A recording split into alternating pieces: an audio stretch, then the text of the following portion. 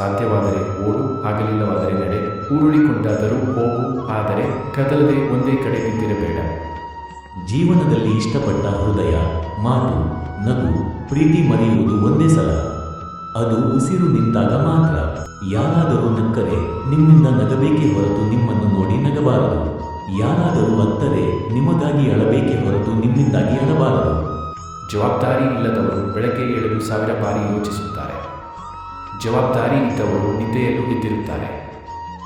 ದೀಪ ಶ್ರೀಮಂತನ ಮತ್ತು ಬಡವನ ಮನೆಯಲ್ಲೂ ಅಷ್ಟೇ ಬೆಳಕನ್ನು ಕೊಡುತ್ತದೆ. ನಮ್ಮ ಸ್ವಭಾವ ಕೂಡ ದೀಪದಂತಿರಬೇಕು. ಎಲ್ಲಿ ಹೋದರೂ ಹೇಗೆ ಇದ್ದರೂ ನಮ್ಮತನ ಹಾಗೂ ನಮ್ಮನ್ನು ನಂಬಿದವರನ್ನು ನೋಯಿಸದಂತೆ ನೋಡಿಕೊಳ್ಳಬೇಕು. ಯಾವತ್ತೂ ಒಬ್ಬ ವ್ಯಕ್ತಿಯಾಗಿ ಜೀವಿಸುವುದಕ್ಕಿಂತ ವ್ಯಕ್ತಿತ್ವವಾಗಿ ಬದುಕುವುದು ಒಳ್ಳೆಯದು. ವ್ಯಕ್ತಿಗೆ ಮರಣವಿದೆ, ಆದರೆ ವ್ಯಕ್ತಿತ್ವಕ್ಕೆ ಮರಣವೇ ಇಲ್ಲ. ಕೆಲವರು ನಮ್ಮ ಜೊತೆ ಇಲ್ಲ, ಆದರೆ ಅವರ ವ್ಯಕ್ತಿತ್ವ ಇಂದಿಗೂ ನಮ್ಮನ್ನು ಪ್ರಭಾವಿಸುತ್ತದೆ.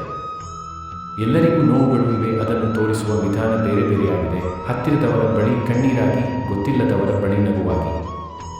ಅವರವರ ಯೋಗ್ಯತೆ ತಕ್ಕಂತೆ ಪ್ರೀತಿ ಹಂಚೋದನ್ನು ಕಲಿಯಿರಿ. ಏಕೆಂದರೆ ಪ್ರೀತಿ ಎಂಬ ಅಮೃತ ಸವಿಯಲು ಎಲ್ಲರೂ ಯೋಗ್ಯರಿರುವುದಿಲ್ಲ.